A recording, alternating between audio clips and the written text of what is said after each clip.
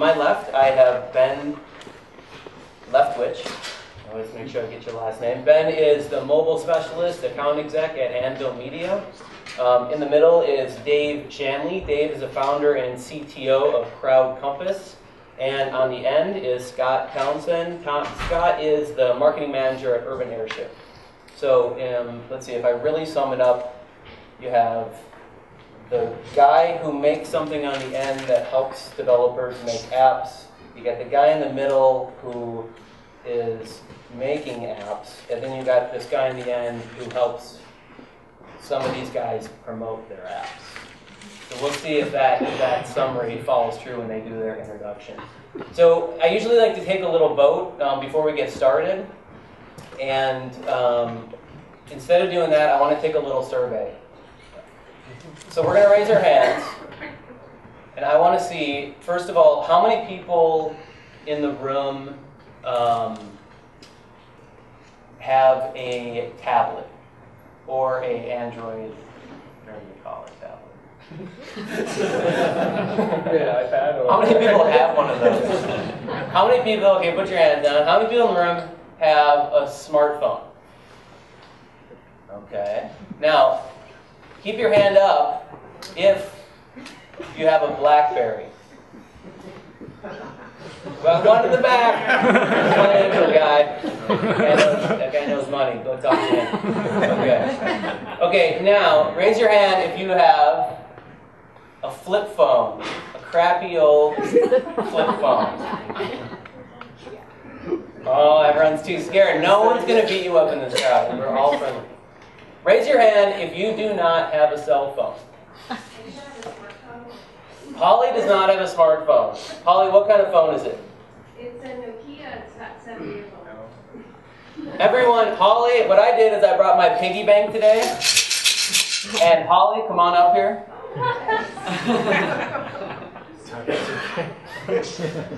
This is the first donation for Holly. A 7-year-old phone. And if anyone else would like to put a donation in, please do. Round of applause for Holly. Keep in the train.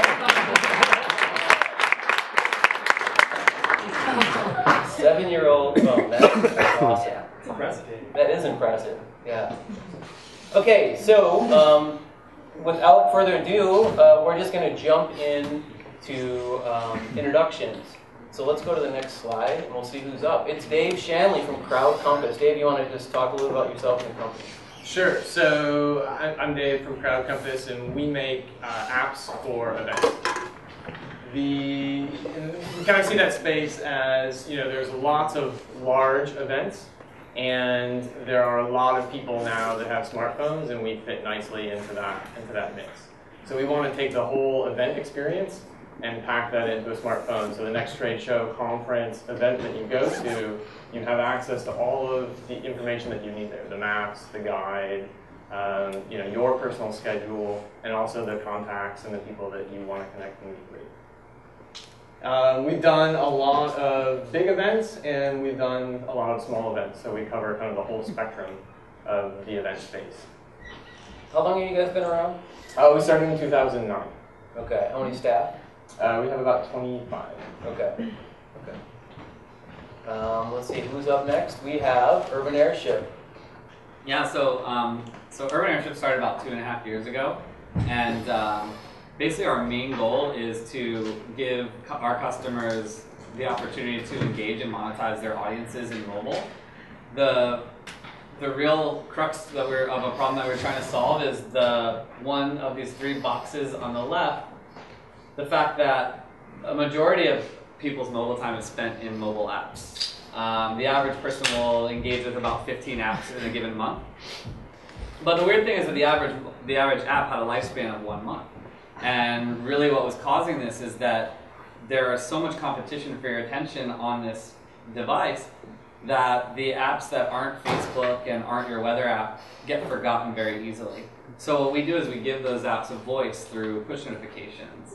Well, actually, if you go to the next slide, we drive engagement through push notifications, which is basically like, imagine a text message that gets delivered from your application to your device based off of any context. It could be that a friend just favorited your picture. It could be that because of where you are right now and the direction you're traveling, that there's an accident in front of you and you should reroute yourself. And it could be anything in between. Customers like ESPN are using it to blast out the sports scores to your favorite teams. So that's driving engagement. For generating revenue, we give people with great content the ability to sell that content or develop subscriptions for that content. So like the New York Times is a customer of ours for their subscription product. And then games like Tap Tap Revolution, they use that product to sell additional boards, additional games. And then we have a reporting product that allows you to learn and improve. So there's a big limitation for app developers in that none of the major platforms allow them to have any information of the usage of their app. So they're bound to the App Store ratings and the number of downloads to make any strategic business decision. Now, I don't know about you, but if I only could, if everything I did could only be judged by 1 through 5 stars, I'd go nuts. So then scaling across platforms, it used to be very easy where, you know, if you created a television ad, it would run on all televisions. But now, because we've got such competition between the major players, Apple, Google, Microsoft, they're going to make it very difficult for app developers and people who want to reach all audiences. They don't allow those different technologies to play nicely. So we make it very easy for that voice we create to be applied across all devices. Next slide. And then here's just a couple proof points that this stuff really works. Dictionary.com created a 3-time increase in their app usage. Jelly, which is a social radio station, I don't know if you've ever used it, it's pretty cool. You get to put songs up there, let the community vote, and then it gets played on real radio stations, so you can see it, you can listen to it in your car or on your Walkman. And then driving commerce, this Daily Deal site, which was an email-based Daily Deal site, they started sending daily push notifications, and they were able to increase their mobile traffic by 60%. They increased the conversion rates in mobile by 40% because the application was more effective than their optimized mobile web experience. And then they were able to increase mobile orders by 20%, mainly because on the weekends and holidays when people were less inclined to react to an email, they were reacting to that push notification that went directly to their device. So that's us. Okay. Ben from Anvil Media. So I think this is also just an overview too of the space a little bit in addition to introducing myself. Yeah, normally I do just a few minutes to kind of set the stage, but Ben's going to introduce himself, Anvil, and then he has some really great slides from a marketing perspective. What directions are we going with mobile? So I thought Ben would be a better person to do that. So my name is Ben Leftwich. I work with Anvil Media. We're a digital marketing agency, and we help companies with search engine optimization, pay-per-click, social media, mobile, really starting to turn into a full-service digital marketing agency. So we've had a lot of desire to move into mobile from our clients over the next couple of years. They're just not really sure how to do it, so we're here to help them do that. So that's our building, that's us. And can we just go back to the last slide, actually? How many people feel like this with mobile marketing? It's coming, oh God, it's coming. And you don't know what to do and it's not stopping. That's sort of how I feel, to be honest, but we're the experts. So let's just keep that in mind as we go through this. So as we think about digital marketing, there's a couple different ways to think about it. Next slide, please.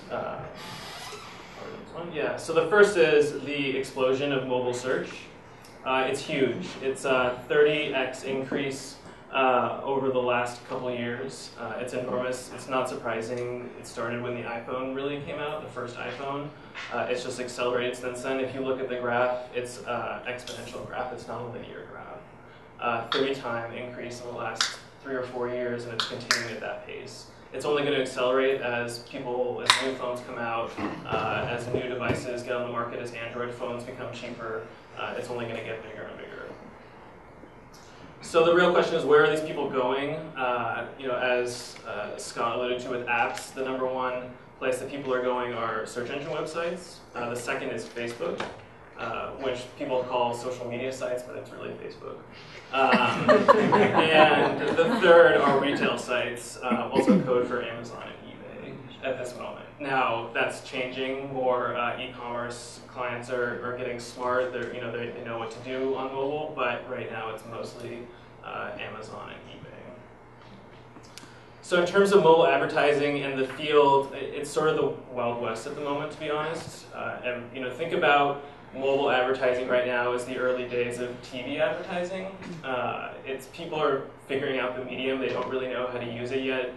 Users don't really know how to look at ads, how to experience them, how to interact with them. So it's really early days for mobile advertising. So keep that in mind as you start to look at your mobile advertising platforms. But just to give you a sense of the scope of this, so worldwide, projected mobile advertising revenue is going to go from $3 billion this year to $21 billion.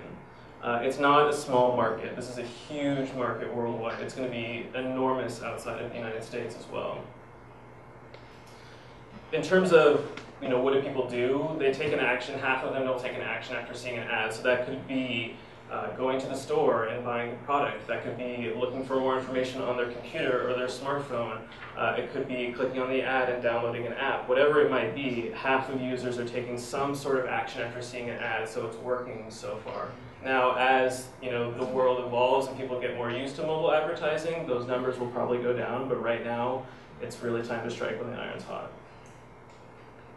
A lot of people think mobile is only for B2C or e-commerce. It's not. B2B customers are actually very receptive to mobile. A huge percentage of them will actually, I think it's 79%, want to fill out a contact form to get more information on their smartphones. And for that BlackBerry user in the back, you should optimize for BlackBerry too if you're going to do a mobile form.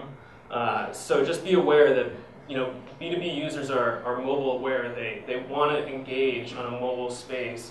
Just B2B companies aren't helping them in that respect. They're not providing them forms that make it easy. So just keep that in mind if you're a B2B company and you're thinking, oh, mobile's only for B2C, it's not. And then I just wanted to end with, just very briefly, the growth, as much as we like to be very US-centric, the growth isn't going to be in the US. The growth is going to be developing countries around the world. This is a really interesting time for Android and iOS because Apple has to position themselves outside of developed countries and how they're going to do that. The growth is really going to be, think about in a developing country, if you've never had access to the internet, if you're able to go out and buy a $10 Android smartphone. Just think about having access to the internet for the first time there. That's where the growth is going to be. It's not going to be in the US. So as you think about mobile advertising and your business reach, think about reaching outside the United States. And that's it. So I want to start out with a question here. Is my mic okay here for the sound? It's okay. So I just want to start out with a question. Actually, I want to ask Scott, one of the slides you showed, is that the average user in a month spends 40 hours in an app? Yeah. Staring like yeah, this data is from January, February of this year, so it could have changed. And I imagine it went up. And 15 apps per month, and then but each of those apps is only a 1 month lifespan. So Ben's talking about the beginning of this explosion that's going to happen. Like, are we all nervous? Something's happening. What's going to happen? What does that mean? With one app, it dies in 1 month. Does that mean that apps are just horrible right now and they're getting developed and they're getting better, or they're just not hooked to your life? Or what is it? I mean, what does that show with regards to the trend of where is it going? How big is it getting? Yeah, I think it's a complicated answer because yes, some apps are definitely garbage and some apps are not connected to your life, but then on the other hand, there are apps that are absolutely connected to your life. Things like Facebook and Instagram, I use them daily, several times a day. But something like an Angry Birds, maybe I played with it a couple times and then got bored because the birds just kind of kept laughing at the pigs. But what will change, I think, is that in order to stay relevant, apps are going to have to be more useful, and they're going to have to be more mindful of what you're looking for. So if brands want to play in the app space, they can't take the traditional model that they're used to, which is it's all about me, it's all about my beautiful brand. It's really going to have to, they're going to have to adjust the language to what that brand does for the consumer.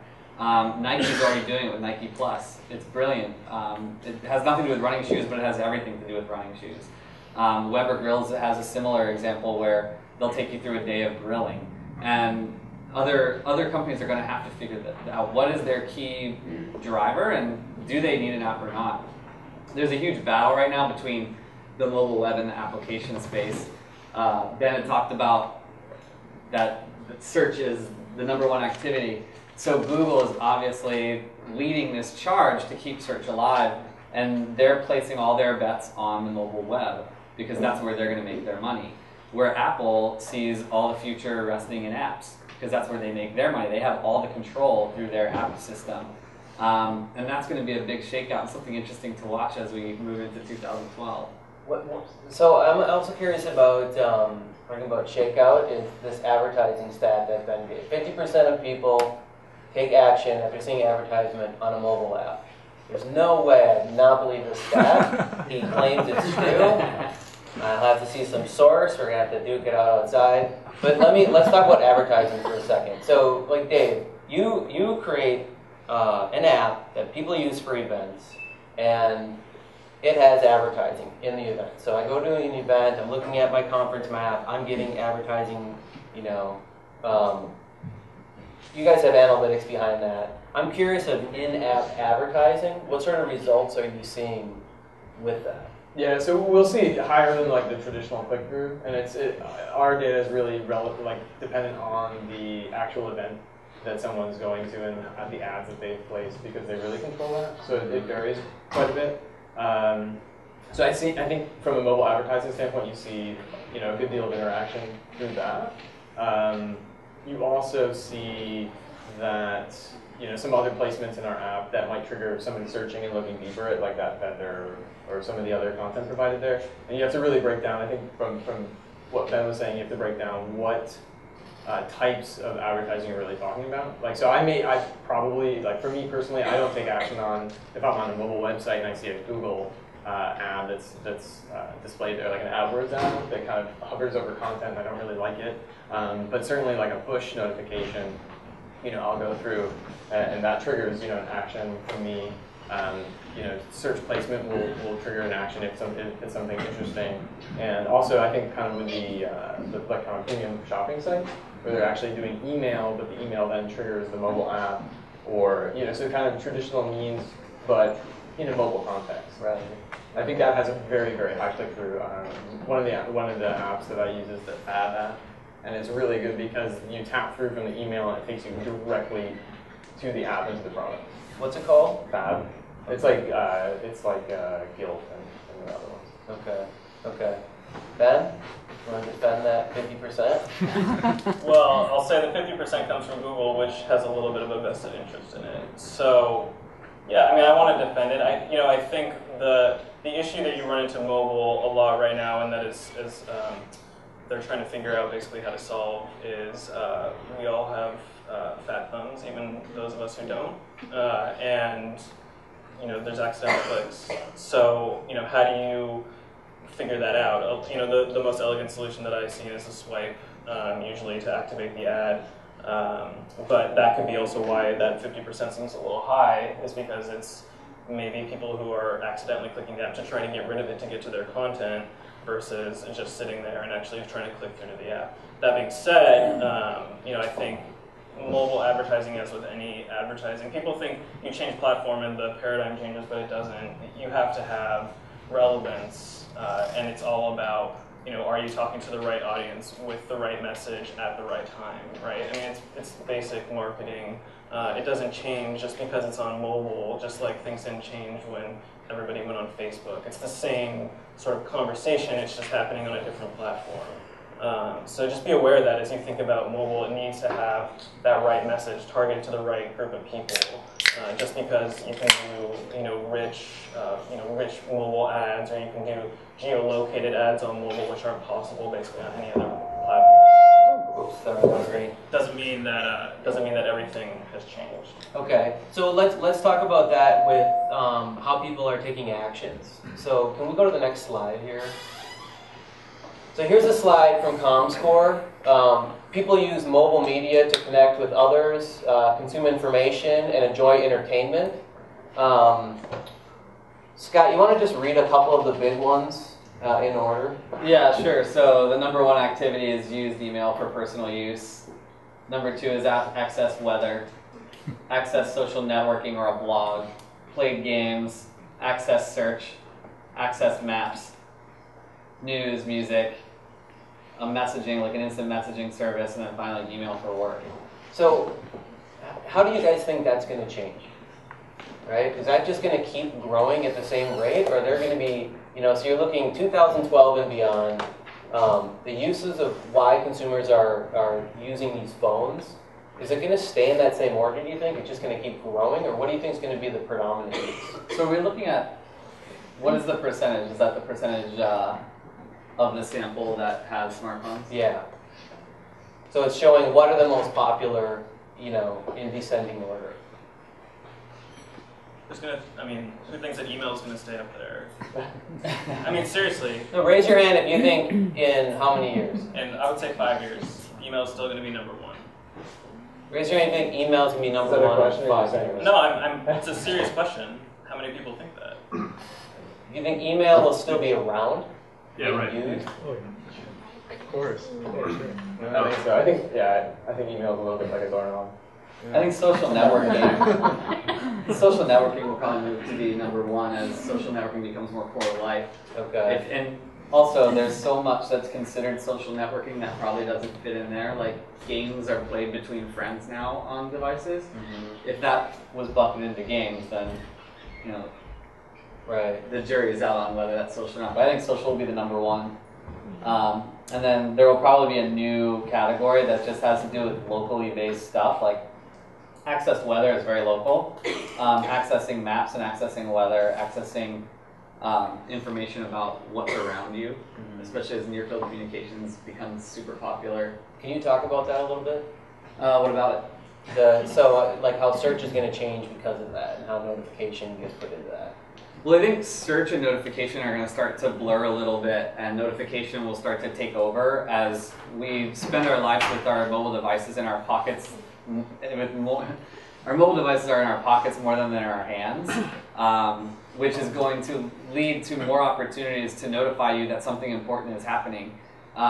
Where search is a very lean forward and intent-driven activity, we will get smarter and better at figuring out what you are looking for before you need to start searching for it. So I think that's going to be something interesting to look for.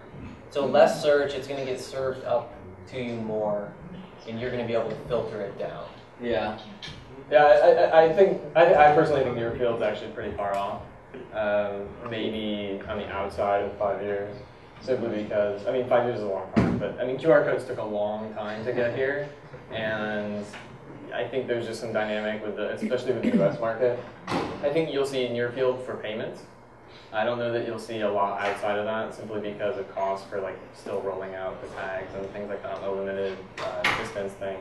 But I think what you'll see a lot more of is location services, kind of like the App Store. So if you go into an Apple store and you have the Apple Store app, not the App Store app, but the Apple Store app, it prompts you. It comes up, right, and it can show you your appointment at the store, and it has intelligence there. And I think this is basically this consumer experience, right, is going to push more into small businesses and small enterprises. So let's talk about that a little bit. I look at this push notification as just an additional channel that small businesses are not using right now. So like an example, Crowd Compass, you download this event app, and then, correct me if I'm wrong, but then if you want to update your users of that app later, you can send out another push notification, and they'll get that notice, right? So it's about, as a small business owner, it's in these small business owners' best interest to build an app that doesn't die in a month, that someone's going to want, that they can send, they're not going to want to spam them and kill it, but they want to send an entire, once a month. It's not your email marketing anymore. It's a little push notification that pulls someone back into the app that gives them value. Yeah, I think it's a challenge for the small business owner to be able to create a valuable app that you're going to get a reasonable sized audience. That's a huge challenge. So I think push notifications will become more ubiquitous once they can be connected to the mobile web. The channel is only open through either an SMS, which is very ubiquitous, or a push notification, which is stuck within the apps. But very soon, that notification channel will be connected to the mobile web, and at that point, the small business will be able to take greater advantage of it. So Ben, I was just going to say, or there's a retail app that encompasses more small businesses that people actually want to use. We haven't seen anything like that. Yeah, someone would have to create that. What do you mean? What do you mean? A retail app that encompasses small business. So a retail app. Yeah, so if you had some like Google Places, but it was an app that people wanted to have because they could get some value out of interacting with local retail locations. And then they could push through that, and that company could sell push notifications on top of that. Someone go start that. I know. That's a free idea. The other option is there are carriers, AT&T being one of them. Well, I haven't heard a lot about it lately, but they're experimenting with geofencing in their network.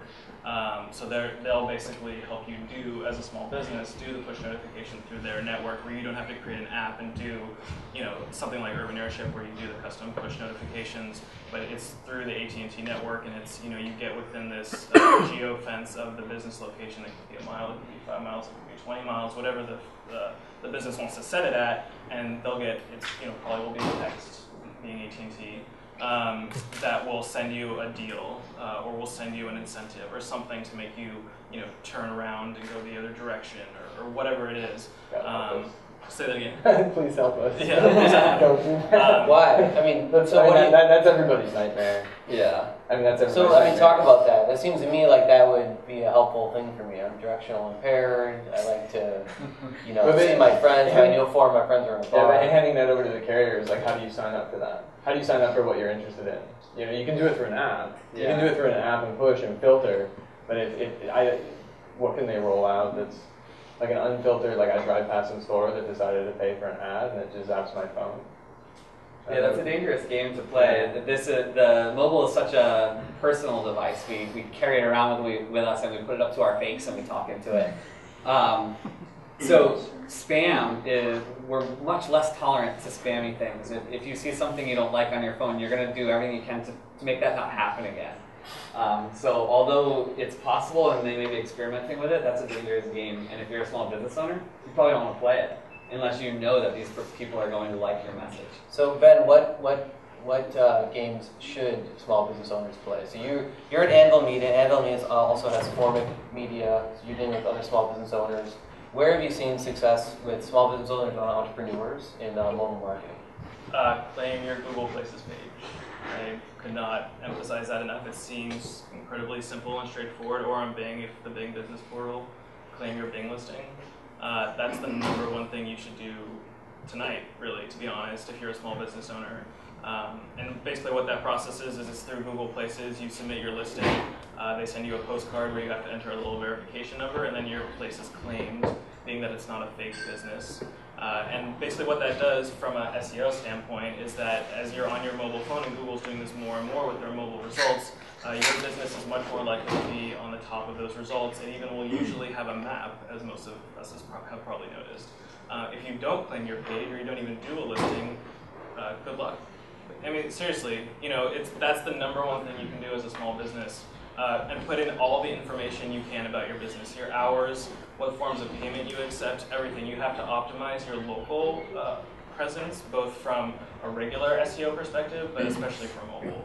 Because Google, their mobile results, as you've been noticing, are getting more and more different from the desktop results. They were very similar at first. That you would do a mobile search and it would be very similar to what you would do on your desktop or your laptop. It's not that way anymore. They realize people have local intent most of the time when they're doing a search on Google, so that's what they're serving, and they're getting good results from it. Okay. Let's jump to the next slide. I want to talk a little bit about the battle of the hardware. So Android now accounts for the largest share of the smartphone market. So the big, dark blue 43% on the right side of the pie chart, and the blue line that's shooting up into outer space is Android. And we have, let's see, who's the light blue? Who's this guy? Apple. Apple. Who's the third? RIM. Wow. Downward trajectory. Yeah. That's BlackBerry for people who don't know. Okay. No one's getting fired in the orange line there. Jump to the next slide. And so here is, so operating systems, looking at the share of audience, right? And you see a switch with Apple. So, you know, it's fun to like talk about, you know, Apple's dominating, it's going to take over the Droid, Droid's taking it over, and like go back and forth. But really, for businesses and small business owners and entrepreneurs and big businesses, you know, the different spectrums, like why is this important, or is it even important? Does it matter? It sort of depends. For a small and medium-sized business, it probably doesn't matter because you're gonna right now spend most of your time in the mobile web, and the experience is going to be the same across all of these different devices and operating systems. So I think that's an interesting one to talk about. But something that's a little more interesting, well, not more interesting, but just as interesting. I read an article about the Kindle Fire, which was released about eight weeks ago, and it operates on the Android platform. So if you do develop an app for Android, it has the possibility to work on the Kindle Fire. But it's been the #1 selling product on Amazon for the 8 weeks that it's been on the marketplace, and I think it's already overtaken the iPad for sales. So that's going to be an interesting one to watch. So let's jump actually to the next slide, because we're talking about tablets here. So you look at the share of tablets by household, and who is the big percentage over there? I can't quite see it. So you're talking about plus. So tablets, right? Anyone raise your hand if you have a tablet?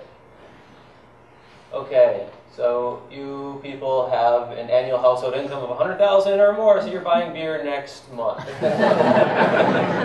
So, and they're talking about how males are buying these tablets more, and there's this high income ratio of people who have tablets. You know, what I wonder is, where do you guys see the tablets versus the phones going, and like, why do people need to be concerned about that? I think the smartphone is going to be the phone in the next, in a few years, the smartphone will just be the phone. So that will not stop. That smartphone sales are going to continue to increase. Everyone's going to have one. That's across all socioeconomic. Well, when you're developing and when you're doing marketing, like what's your #1 thing you're worried about, or what are the device you're focused on? We're focused on the Apple devices because they're doubling down on apps, and we see more play from both customer interest to their consumer interest in Apple products. Where's Crowd Compass? We're focused on actually everything. And we're seeing a huge increase in tablet usage at events. So it's now like 25% plus. So people at events, 25% of them have a tablet. What about for marketing? For marketing, from our perspective, we in many respects we're lumping in tablets with computers and laptops, or desktops and laptops for the time being. And that's simply because if you do a search on Google and you see the search results screen, it's on a tablet, it looks more like a desktop than it does a mobile phone. But that being said, what we're really encouraging our clients to move towards is think about, you need to have 3 optimized conversion processes: one for your laptops and desktops, one for your smartphones, and then one for tablets. And it's obviously different experience on a tablet than it is on a desktop or a laptop. You're not using a mouse, you're using your hand. So think about that as you think about the conversion process. The whole goal for us is to get people to the site and then get them to convert ultimately, because just getting people to the site is easy. Making them take that action and get a meaningful ROI for a client that's what's important for them. So they really need to think about, okay, yeah, we can run our pay-per-click on tablets and computers basically the same. We need to think about smartphones differently.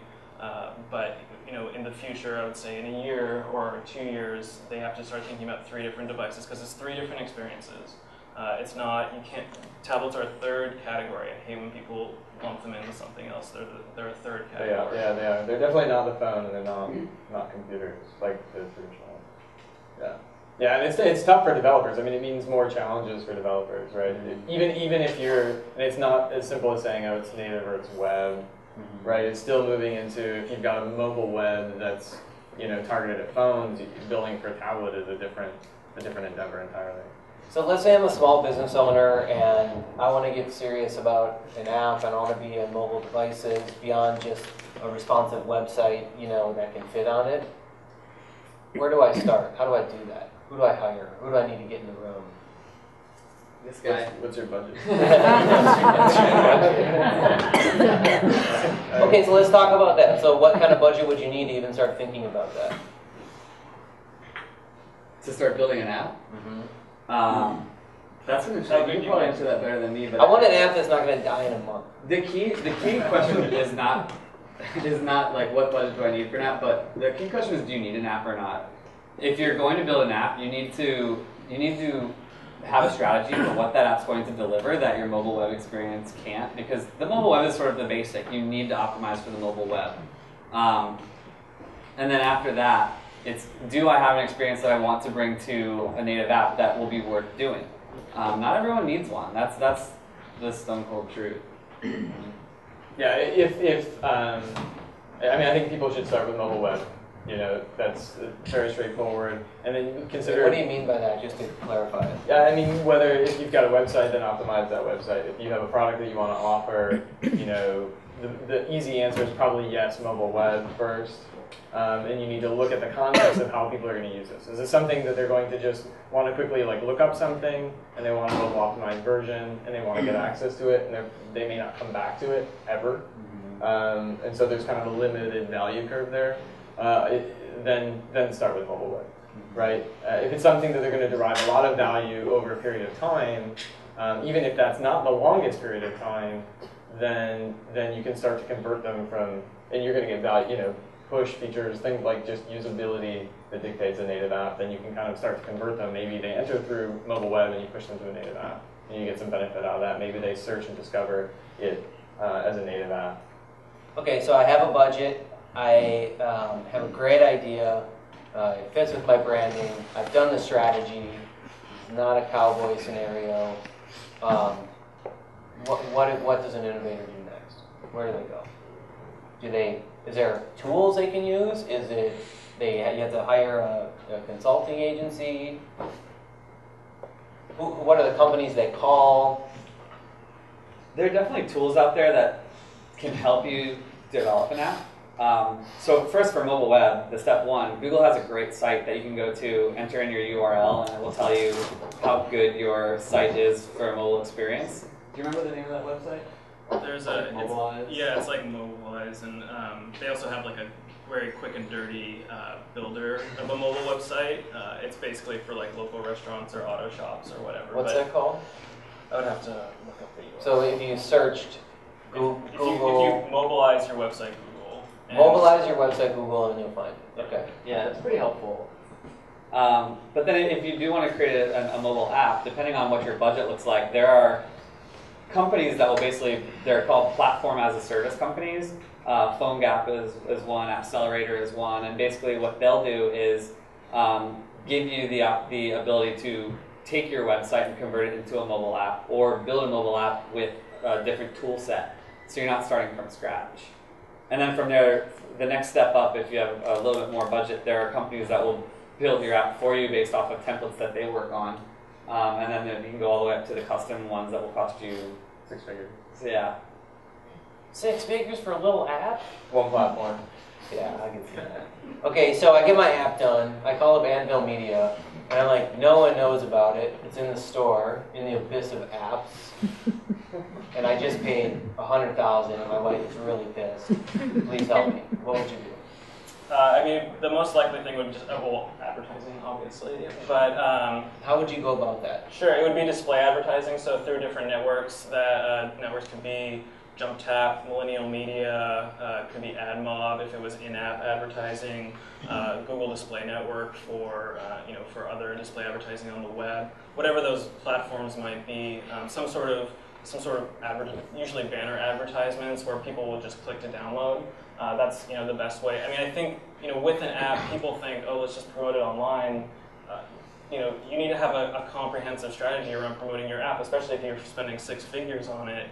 What are you doing in your actual store? Are you enticing people to download it? What's the incentive for them to download it? Are you going to do some kind of special where it's free for a day or 24-hour period to entice downloads, and then get them with rich push notifications, whatever it might be?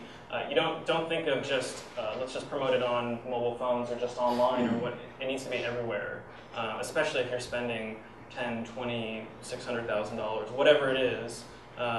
Make sure that investment was worth it and have people download it. And then you can use things in-app potentially for the upsell. So games are the best at this right now, where you'll download a free version of the game and you'll just be getting into it. And you guys are great about this at Urban Airship, but figuring out when people are having so much fun that they just can't not buy the game, right? You have to buy it because you have to get to that next level, or you have to unlock that next achievement. So games are the best of it right now. There are other, New York Times is doing it also with their content. So you have to think creatively about how do you continue to monetize that app after you get people to download it. So the downloading is a big part. Make it easy to download, like whether that's a short link or a QR code, something like that. Yeah, exactly. A link that works in an email or in an app. But it can also be if you are a small business and you've been in online marketing and hopefully you have your email list developed. Send a note to your list.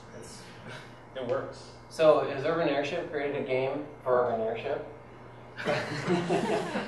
Urban Airship did create a game for Urban Airship. It was it was an April Fool's joke, and we replaced our homepage with an 8-bit Atari style video game. But it was not a mobile app. It was just a web spoof. Okay. Crowd Compass, you have a game. We have a social game for people at events that allows them to interact and take photos at the event and share those. So, one thing I always hear, I go to these conferences and mobile speaking things, everyone's like, gaming's big, gaming's huge, and I'm just trying to sell a product. Like, I'm trying to sell these widgets or help clients sell these widgets, and gaming seems like these other people, right? What I think is interesting with the Crowd Compass, explain exactly, what is this, how does this game work? So that I can, Dave creates a mobile event, right? You go to an event, you get your map, you get everything. It's not a piece of paper brochure anymore, it's all on here. And then there's this game to make it more interactive. Yeah, and it's just acting as a platform so organizers can ideally sell a sponsorship on top of it, but it drives more traffic to the booth there. What does the game do? What do you do? How do you play it? Yeah, so there's challenges, and then those challenges roll up into badges, so people at the event can actually take photos, and they're interacting with others because they're competing, and that all rolls up into badges that they can actually get on site. So people are at events, they take pictures, they compete on a leaderboard, and it just makes it more interactive. So you're enriching the experience at these events. Have you guys created any games for clients? No, we're not app developers. So. Okay. Anyone in the audience? I'm curious. Has anyone in the audience created a game or had a game for their own company? Created games? Can you give an example of what that game is? Oh, sorry. Let me get you the microphone. It's a real-time location-based game called Capital. I don't know if you guys are familiar with that, but it's a game in which people are divided into teams and... Is this map attack? Oh, okay, so it's geolocating. Yes. Yeah. So in which there are teams, and then we place coins at certain positions on the map, and whoever reaches the position first captures the coin, and therefore depends on which team wins more coins. And so your teams are searching, you're trying to get coins, and you're playing as a group, right? Right. So who was creating this, or who created for, what was it for? Basically, it was a game which is meant to promote the company. They have a product which kind of does geolocation, real-time location, maps and location real-time. So this was just an app which was developed to kind of show what that company can do. So it's to highlight the company's value proposition, right? It's fun research. Right. So if you're going to make a game, you want to value the company's highlight proposition, so people go, wow, that is a cool company, I can't believe they can do that. Or you want it to... It's be a great experience. Just to actually deliver value as an experience. Right. It's also a great way to get people, to incentivize more people to download the app and get that to be a little more viral. if there is an interaction between people, then all of a sudden you and your friends have the app instead of just having you having the app. Okay, so I decided I'm not going to create this app. I'm putting my 100K towards a game. Who do I call? I don't know. There's a lot of people that make great games. Yeah, but on spec. I know a couple app development shops, but there are too many to name one. Like, you'd have to shop around and make sure you pick the right one. Scott's running for office. It's not easy. The short story is it's not easy. It isn't easy. Always look at the existing work that they've done and whether that aligns with your goals. Okay. So, any questions from the audience? Brian? I kind of have some feedback about that. Let's get the microphone. Just for, we have people, they're on live stream, so that they get the questions as well. Live stream, I'll put my name tag back on. There And you go. start with your name and your company. Sure. My name is Brian Gonzalez. Company that I'm representing is Sole Position, parent company Paradigm Productions. One of the clients that we work with, of course this is going to kind of lend itself to the game industry, but one of the clients that we work with is Neff Headwear. We didn't necessarily develop this app, but we helped them with their social media. Anyways, I felt like it was a really good area for them to use games and actually create it for iOS and for the Android market, and they've done that very successfully. They make headwear.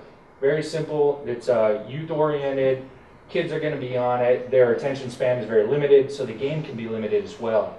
It's a perfect opportunity to do some branding, kind of cross it over into things you can win. Basically, there's a kid, and it's the Neff kid, right? So Neff guy comes over, beanies are falling from the sky. He's got to land them on his head. He gets points, and after you reach a certain amount of points, you get little reward backs, little kickbacks, right? So you might have like a new desktop. So it's a short game for kids who can, with a short attention span, run it through. Stuff. And that game, what? It locks in with the value proposition of these hard, like, does it actually have hats in the games? Yeah, you're catching beanies on your head. Okay. There's another game where you're basically in this old world and you got to jump over a Sasquatch or the Yeti, and you got to dodge a bird. And that's another game for kids to focus on the short attention span. Yeah, so it's got to be the right type of product for it. Do you guys ever run into where someone wants to do a game or app and you're just like, that's horrible, it's not going to match your value prop, or it's a bad idea? I mean, I think with any app, whether it's a game or not, the first, people aren't patient for apps to just be branded apps, right? I mean, they don't like that. It needs to provide value to them in some way, and whether that's through a game or, I think Weber is a great example of having an app that's incredibly useful but aligns very closely with their brand. That's a perfect marriage of an app for them. I mean, and they obviously spent a lot of time thinking about it, spent a lot of time developing it. The app itself, it could be a game. Yeah. That could be the right thing if it's the right market. But I wouldn't say just because games are popular, do a game. Right. Do something that's going to provide value to your target customers. Tyler, did you have a question? Yes. I saw your hand whip up. I don't want to miss that. Tyler on from Context Partners. Nobody's really mentioned SMS as the future of mobile. I guess it just kind of came up in passing as more of an annoyance than anything else. So I'd love for somebody to speak to that. SMS. Where's the future of SMS? That sounds very exciting. SMS, I think just culturally, SMS will still only be big outside the United States. Like as a delivery mechanism for marketing. As an affordable communication tool.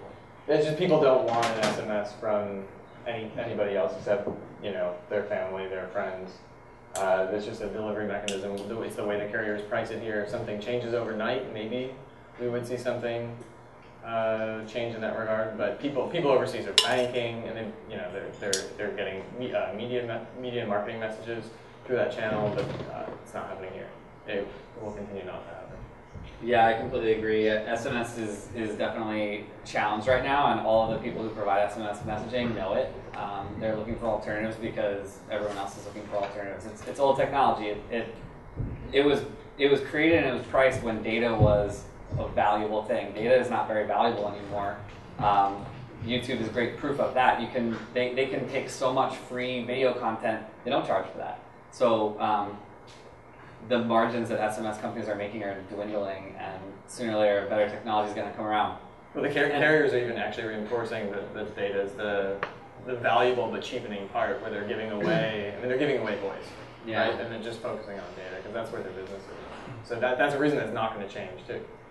The login flow. So yeah, like if anybody's tried like the GroupMe app, which is for group messaging, that has where you sign up on the web and it sends you an SMS and then boom, you've got the link to the app and then it takes you. It's a great seamless kind of acquisition. Any other questions in the audience? So let's get someone who hasn't asked. I can just ask. So do you think SMS push notifications won't exist when compared to the push notifications to the apps? Yeah, so the SMS and push notifications are two very different things, and I would say that absolutely the push notifications are going to take over the majority of SMS. So the example of the SMS being the trigger to download the app, when push notifications are embedded on the device itself or on the network, that will no longer be the channel. So SMS will not be in play there. It will be a push notification. As a user, you won't know the difference, right. But as a technology provider, there will be a difference. Okay. Brian? So I still had a comment about where to find places to get apps. And I think, especially at Urban Airship, we went to a conference, we went to a day at the end of OSCON where we had a day with PhoneGap, and it was awesome. Because that technology is really changing. Like, we're giving it back to the hands of, well, web developers in a sense. I mean, if we can use HTML5, use JavaScript, we can really build some really cool apps, and it doesn't take a lot of technology to do it. You don't have to buy a specialty shop that, has 15 people sitting there on iOS, C programming. Like, we just don't need it anymore. So I think if you're really going to be looking for it, especially depending on your budget, I would just go to regular search the internet for Portland web design, Portland web development. You will find a ton of people who are doing it every single day, and they're right here in Portland. I mean, we help out people all the time, and we're just a small company, and people are doing it. It's very easy to do. And you mentioned before how, and so to fight through that noise with anything, it's just about looking at past work. Yeah, I would say looking at past work. Also, the web development, even though those web development technologies translate really well, obviously, to PhoneGap, that's the whole purpose of that layer, PhoneGap and Appcelerator. It's still, you got to leave the design, and mobile design is different than the web, and you want to make sure that you're working with somebody that understands usage, like how the mobile devices are used and how they should look and feel. There's a question in the back. Yeah, should I come up? Yeah, that'd be great.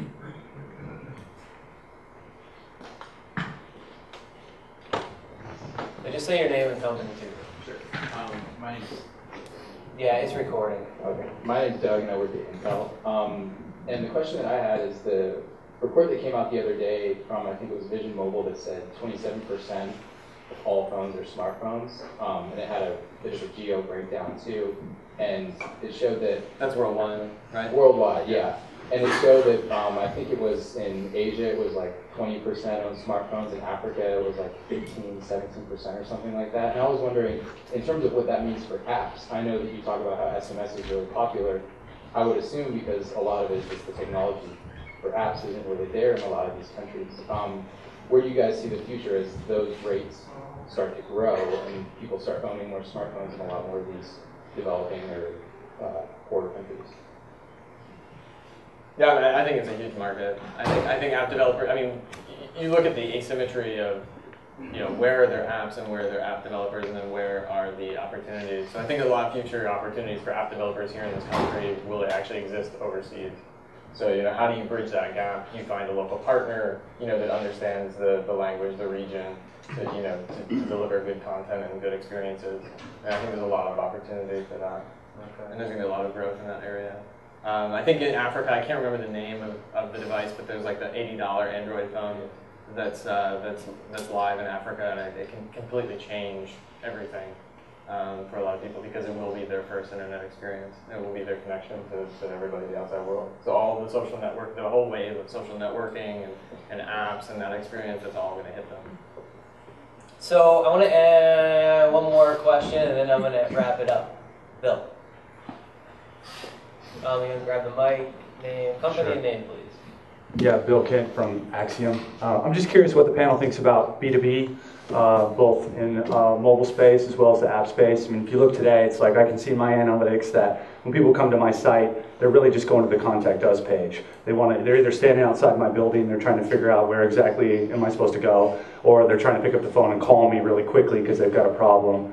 And then in the app world, it's like you've got these really rich products that people are buying from B2B companies, and then you basically neuter it and put it on an app, and then you can like see a couple reports or maybe interact with it a little bit, but it's really not a great experience. It's kind of like, okay, this is good enough until I can get back to the actual app that I bought and want to use. So what have you guys seen that people are doing in the B2B space, and kind of where do you think it's going?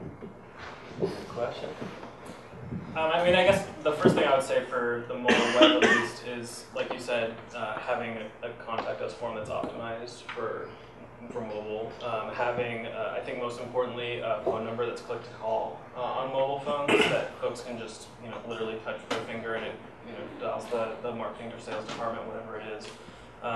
So that, I mean, that's the most important thing I would say right now, because it's still relatively early days for mobile. People aren't going to buy, a $500,000 piece of B2B equipment necessarily on their mobile phone. Those will be the days. I do think we're probably getting there eventually, but now we're not there. So now you need to hold people's hand through the sales process still, and let them know that there's a real person there, because that's still most valuable for B2B, at least in the mobile web perspective. So you're essentially you're making the channel, it's the same process, it's the same steps, but you're just making it a little bit more accessible. Yeah, so to take a different perspective of that, we're seeing a lot of B2B customers coming in, creating their own apps to mobilize their own sales forces, to help monitor their own internal processes and create an app that becomes an employee tool. Salesforce invested in our company because they saw a huge opportunity for salespeople and push notifications. So that's going to be a really interesting development, I think, for the next couple of years. I've met a lot of companies that their thing is about making employees more productive. Yeah, I mean, I think that's where mobile started. I mean, that excites me because I started with mobile back in 2000, and the only people using mobile were enterprises, and they were mobilizing their workforces, and it was really crappy technology. Right. And it was a really lousy experience. And now we've come full circle where now everybody has these, and it shifted from, oh, I'm going to hand you this BlackBerry, or I'm going to hand you this Windows CE phone, to you're gonna bring your own phone. It's going to be like a crazy heterogeneous, environment. But we're going to, as an enterprise, we're going to try to manage that. And so everybody's coming in with these expectations that why can't I get the data on my phone? And so there's going to be an explosion and a little echo boom of enterprise apps that are just deployed internally. Okay. So to wrap things up, I want the panelists, these super smart mobile superstars, to make a prediction of 2012. Since we're talking about mobile on the move, 2012 and beyond. So mergers and acquisitions and consolidation. So what's going to happen in this space in the next 12 months?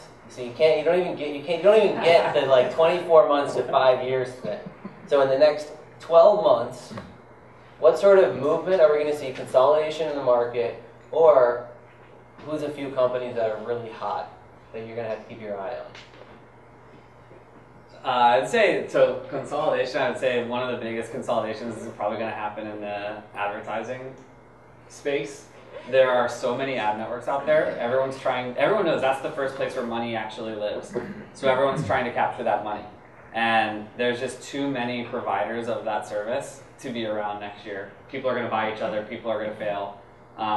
That's going to be an interesting place to look at. Okay. Advertising. So this is outside of Salesforce acquiring Urban Airship? For $100 billion. So are you, Dave Shanley, are you making that prediction here? The rumor started here.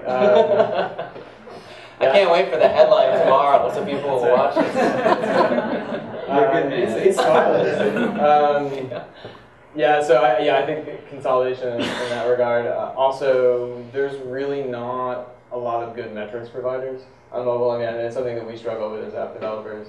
The metrics are not necessarily what we want to get out of the questions we're asking. So I think there'll be activity there. Okay. Ben? The most interesting thing that I would see happening is what's going to go on with the operating systems. So what's going to happen basically with the Nokia and Microsoft partnership. That's going to be, I think in a year we'll probably know what's going to happen with them, if it's actually going to be a real third competition basically, or if it's just going to be the two still. And then same with that is what's going to happen with Android and iOS for developing countries.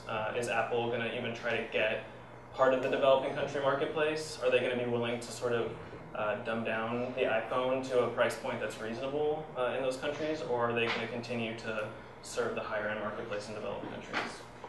That's going to be a big thing because that's huge. I mean, outside the US is huge right now. The US is, the stats are about 50-50 now for smartphone feature phone, but outside, like the gentleman from Intel said, it's a lot different. So that's where the growth is. You heard it here first, people. Can you jump to the last slide? So just to wrap things up, first of all, I want to thank Tyler, our PowerPoint specialist, Holly, who helped at the front door, who was my pseudo-wife tonight, and who is going to get a new phone. It's very exciting. And I would like to thank Paul Collette. Paul does live streaming for us, so if anyone can't make it the first Thursday of the month, you can sit home and watch this live and ask questions, and we sometimes field those. And I would just like to thank our panelists for taking the time to come and speak. Make sure everyone catches the first Thursday of every month. A few topics coming up are social media, the leap of faith. If your friends jumped off a bridge, would you? Bring me leads or bring me death, and video killed the radio star. So we're going to have some really cool topics. In 2012, we're going to stay innovative, we're going to stay fun, and we're going to grow out of this space very soon. It's busting at the seams there. So one round of applause for the audience, and thank you guys so much.